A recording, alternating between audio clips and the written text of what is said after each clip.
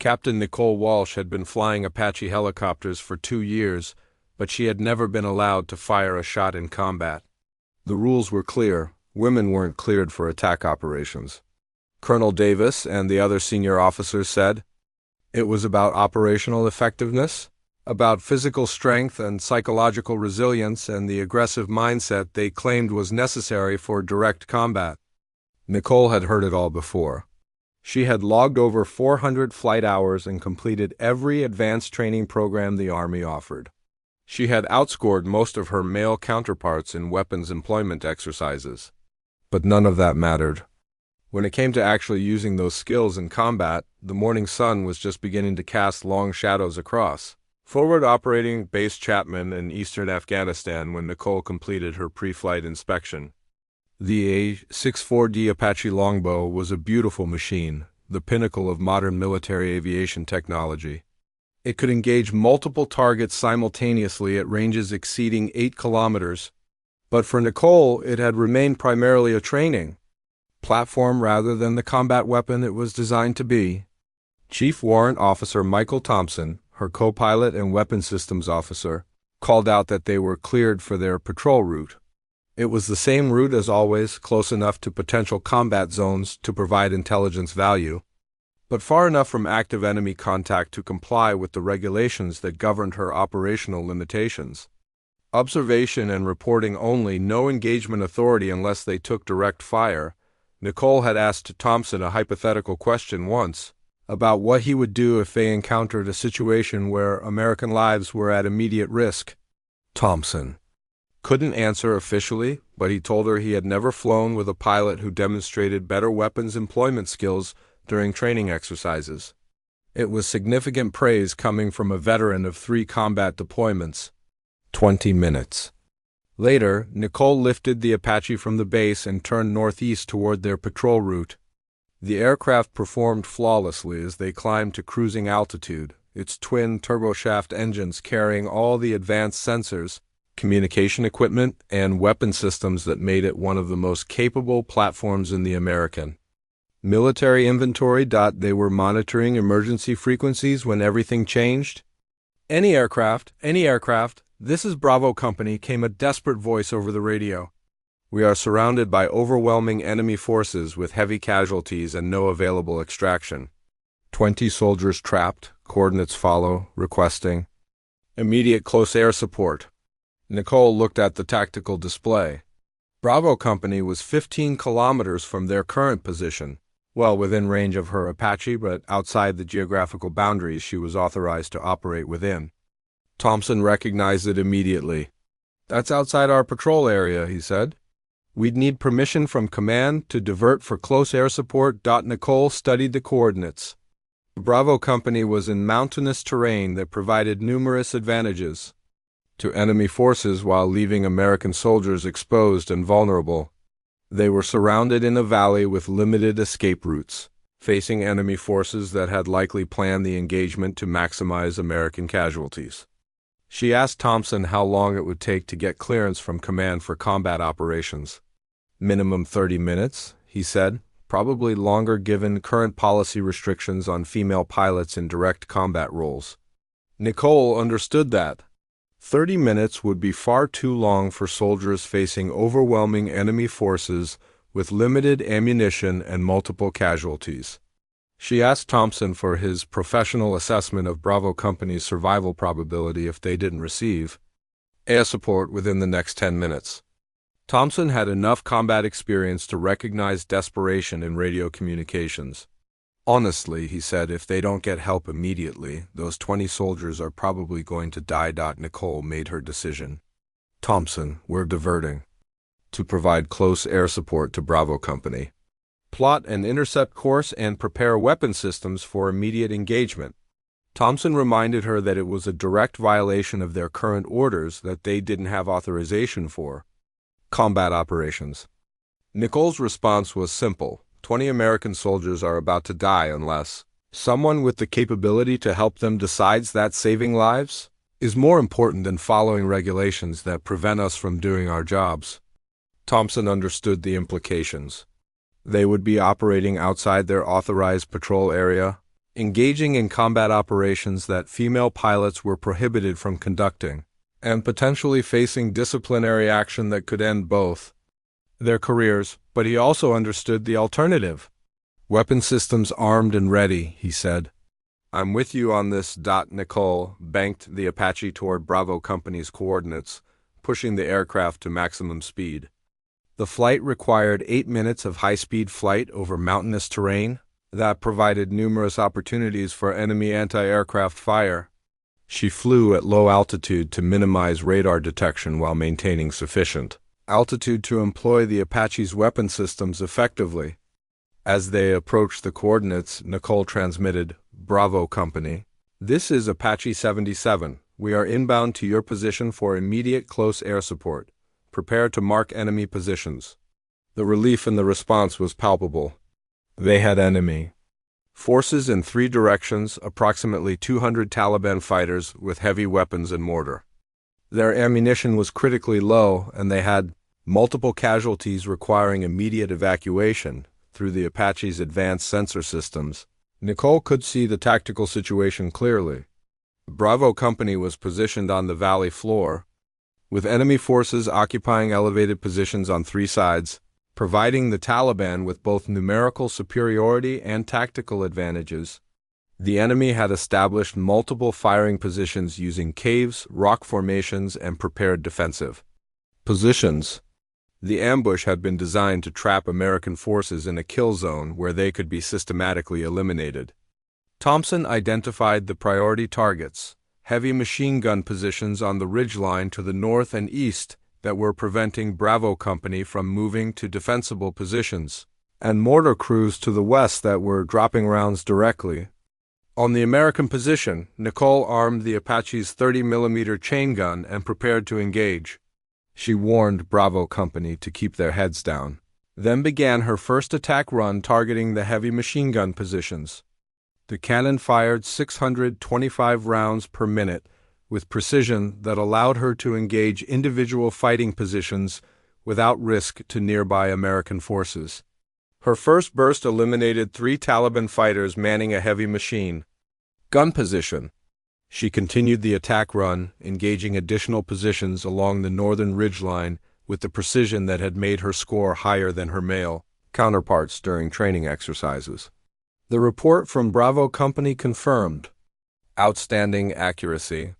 Enemy fire from the north had been eliminated and they could move to better positions. But Nicole knew that eliminating one set of enemy positions wasn't enough when facing numerically superior forces occupying prepared defensive positions throughout the engagement area. She told Thompson to prep Hellfire missiles they needed to eliminate the mortar positions before the Taliban adjusted fire on Bravo Company's new location. The Apache carried 16 Hellfire missiles, precision-guided munitions capable of engaging hardened targets at ranges up to 8 kilometers. Nicole had trained extensively with Hellfires but had never employed them in combat due to the restrictions that had kept her from operational missions. Thompson armed the missiles and designated targets on the mortar positions to the west. Nicole launched the first Hellfire at the primary mortar position that had been dropping rounds on Bravo Company. With deadly accuracy, the missiles struck with devastating effect, eliminating the mortar crew and destroying their weapon system. A follow-up missile eliminated additional enemy indirect fire capability. The transmission from Bravo Company was grateful. You just saved our lives. Mortar fire had ceased and they were moving to establish defensive positions. But Nicole realized her mission was far from complete. She was seeing additional enemy movement from multiple directions. This wasn't just the original ambush force, they were being reinforced by fighters from throughout the region. Thompson studied the sensor displays and delivered bad news. They were looking at possibly 400 enemy fighters converging on the location. Bravo Company was going to be outnumbered 20-1 within the next 30 minutes. Nicole understood that the tactical situation required more than precision strikes against individual targets. She needed to demonstrate overwhelming firepower that would convince enemy commanders that continuing the engagement would result in catastrophic losses. Over the next 20 minutes, Nicole conducted a systematic destruction of Taliban forces that demonstrated capabilities she had never been permitted to employ in 2 years of military service. She engaged enemy fighting positions with cannon fire that eliminated individual fighters with surgical precision. She employed Hellfire missiles against caves and fortified positions that provided protection from conventional weapons. She used rockets to neutralize large concentrations of enemy forces attempting to mass for coordinated attacks. Each attack run was executed with precision that maximized enemy casualties while ensuring zero risk to American forces. Her training had prepared her for exactly this type of engagement, but military policy had prevented her from demonstrating these capabilities in operational environments. Thompson reported their ammunition status, down to the last 4 Hellfire missiles and approximately 200 rounds of 30 mm. They had eliminated roughly 150 enemy fighters, but there were still significant Taliban forces in the area. Nicole asked Bravo Company about their status for movement to an extraction point.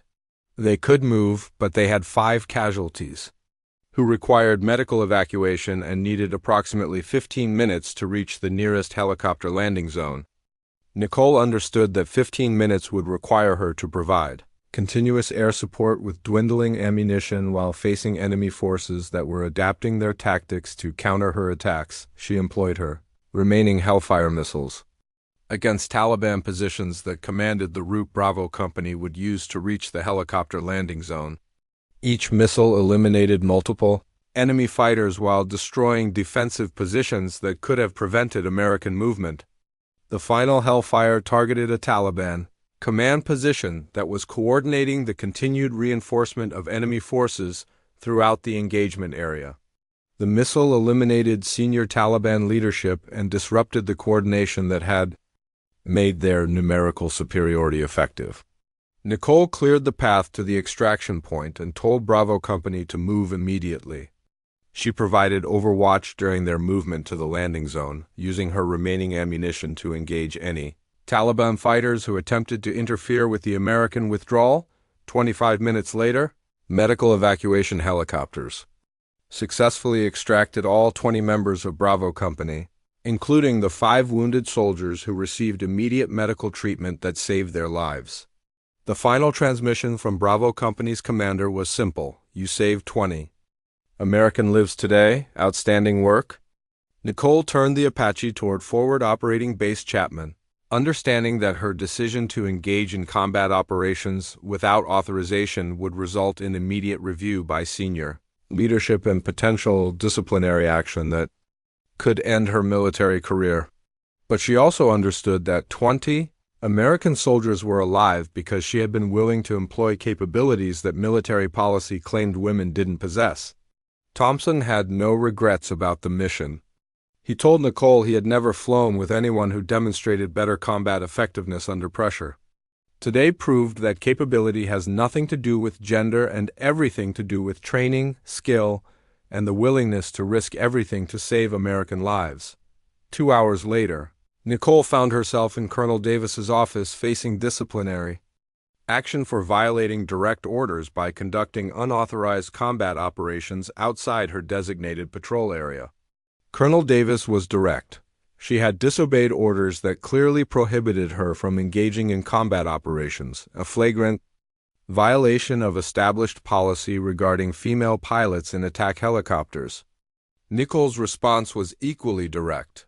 20 American soldiers were facing annihilation by overwhelming enemy forces. She had the capability to save their lives, and military policy should never prevent them from protecting their people when they have the means to do so. Colonel Davis studied the after-action report that documented Nicole's performance during the engagement. The tactical analysis showed that she had eliminated over 150 enemy fighters while suffering 0 friendly casualties and successfully enabling the extraction of all American personnel. He acknowledged that her mission results were undeniably exceptional, but she had violated direct orders and engaged in operations outside her authorized scope. Nicole understood the policy implications of her actions, but she also understood that policies preventing qualified personnel from saving American lives needed to be reconsidered. 3 days later, Nicole received a call from the Pentagon informing her that senior military leadership wanted to review her case and the broader implications of gender restrictions in combat aviation. 2 weeks after the engagement, Colonel Davis received new orders from Department of Defense leadership directing immediate review of policies that prevented female pilots from conducting combat operations in attack helicopters. 1 month later, Captain Nicole Walsh became the first woman officially cleared for unrestricted combat operations in Apache attack helicopters, with her performance during the Bravo Company rescue serving as the case study that changed military policy. Her combat record from a single engagement, over 150 enemy fighters eliminated, 0 American casualties, successful extraction of 20 soldiers under impossible conditions, had proven that combat effectiveness was determined by individual capability rather than gender. The Taliban forces that had planned to annihilate Bravo Company had instead learned that American attack helicopter pilots, regardless of gender, possessed the training and determination necessary to protect American soldiers against overwhelming odds.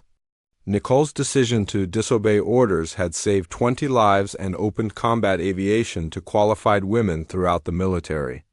Sometimes the most important battles are fought by people who are willing to do what is necessary rather than what is authorized, proving that protecting American lives transcends every policy that tries to limit who can serve in combat roles.